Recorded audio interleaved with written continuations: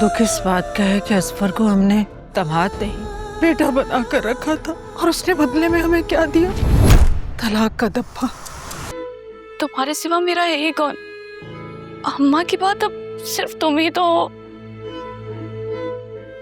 अच्छा, उस दिन तो मुझे बड़ा बुरा भला कह रही थी, बातें सुना रही थी कि सुल्तान का दिया हुआ काम नहीं किया मैंने। आज ये कह रही? वो तो बस मैं गुस्से में कह जाती हूँ। इसका मतलब हरगिज़ ये नहीं है कि वो सारी बातें सच्ची होती हैं। लेकिन प्लीज आज के बाद ऐसी कोई बात मत करना। मेरा तुम्हारे सिवा कोई नहीं है। चलो, तुमने कब से खाना नहीं खाया, कुछ खिलाता हूँ तुम्हें। अच्छा सुनो, सुल्तान के काम के लिए परेशान मत हो। हम दोनों साथ मिलके ये काम करेंगे, और बस अब तुम जल्द से जल्द निकाह कर लो मुझसे।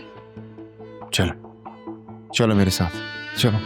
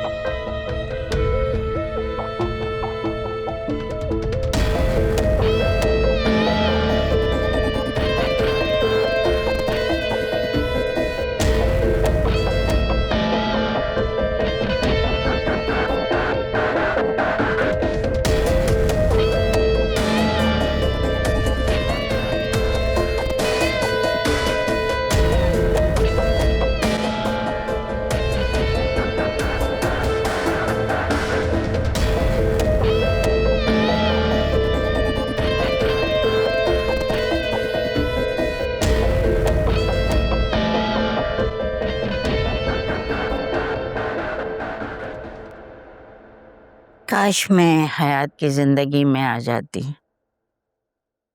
मगर बस आ ना सकी, चाहते हुए भी ना आई। अस्सलाम वालेकुम। वालेकुम अस्सलाम। अरे तुम उठ गई? जी दादी, मैं आपके लिए नाश्ता बनवा दूं? नहीं बेटा, हमने नाश्ता कर लिया। अब तुम्हारे इंतजार में 11 बजे तक तो नहीं बैठ सकते थे ना? अरे बेटा, शुरू के दिन हैं, खूब अच्छी तरह से आराम कर लो। औलाद होने के बाद फिर तो रत जगह करने पड़ेंगे। अल्लाह वो दिन तो लाए। मेरी तो जबान थक गई दुआएं मांग मांग के उस दिन के लिए।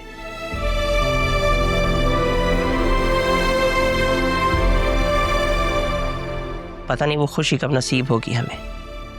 हाँ, दुआएं कबूल होती हैं अगर दिल से मांगी जाएं तो, और आसमान तक पहुंच जाती हैं वो दुआ। अब के बाद जब दुआ मांगो तो दिल से मांगना, तुम देखो कैसे नहीं कबूल होती। तो आपको क्या लगता है मैं दिल से दुआएं नहीं करती? मैं कोई ढकोसला कर रही हूँ? अरे मैंने ऐसा कब कहा? ये तो तुम कह रही हो। अब शादी को दिन ही कितने हुए हैं। हाँ, तुम अपना वक्त भूल गई। वासे शादी के पूरे 3 साल बाद हुआ था।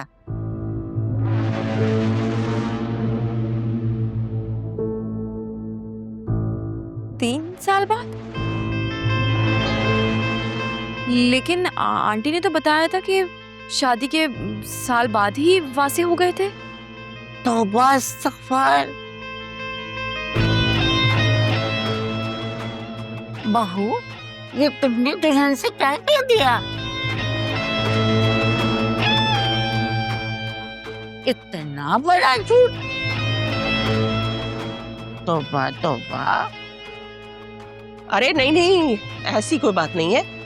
किसी को गलतफहमी हुई होगी।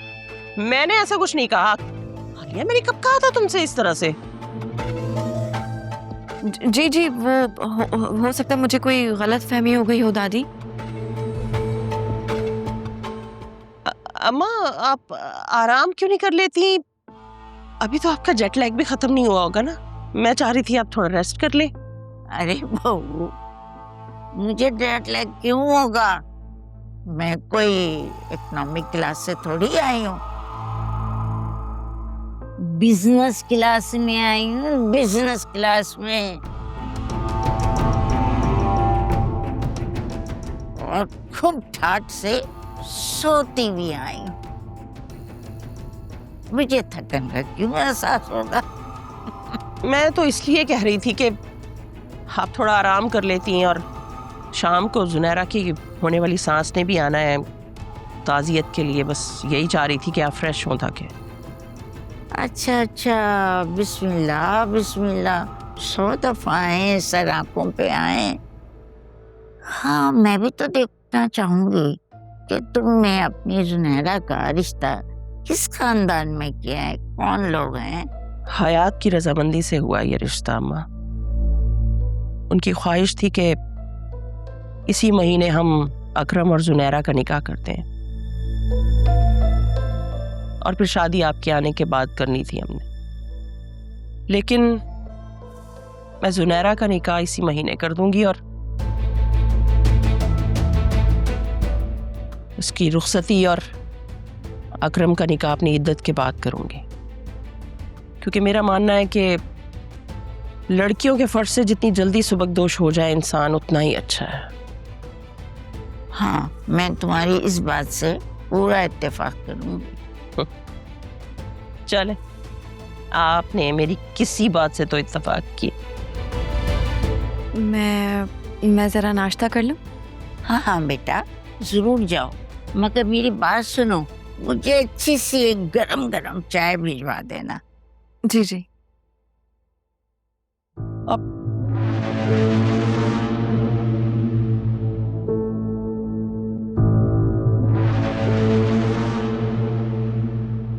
तुमने अच्छा किया कि तुमने ऑफिस ज्वाइन कर लिया। इस तरह तुम्हारा माइंड भी डाइवर्ट हो जाएगा, और अगर तुम घर रहते तो मेहमानों का आना जाना रहता और तुम मजीद डिस्टर्ब भी होता है। I remember when my dad passed away, मैं और मामा बहुत ज़्यादा मेंटली एग्जॉस्ट हो गए थे। वी वर इन डिप्रेशन, और सोइम के फ़ौरन बाद हमने डिसाइड किया कि हम भूबन जाते हैं ताकि थोड़ा सा मेंटली इजी हो जाए। आई नो किसी भी फैमिली के लिए ये बहुत टफ टाइम होता है। हाँ, लेकिन मैं घर का बड़ा हूँ, मुझ पर और भी बहुत सारी रिस्पॉन्सिबिलिटीज हैं, ऐसे यूं कर कहीं नहीं जा सकता। हाँ, तुम ठीक कह रहे हो। तुम्हारे बहन भाई भी छोटे हैं, और आई डोंट थिंक सो तुम्हारी बेगम इतनी रिस्पॉन्सिबल है कि तुम घर की सारी रिस्पॉन्सिबिलिटी उस पर छोड़कर चले जाओ। ऐसी कोई बात नहीं है, शी इज़ वेरी रिस्पॉन्सिबल। घर की सारी रिस्पॉन्सिबिलिटीज वही देख रही है, सारे काम वगैरह वही कर रही है। Good for. अच्छा, मामा ना तुम्हें डिनर पर बुलाना चाह रही थी।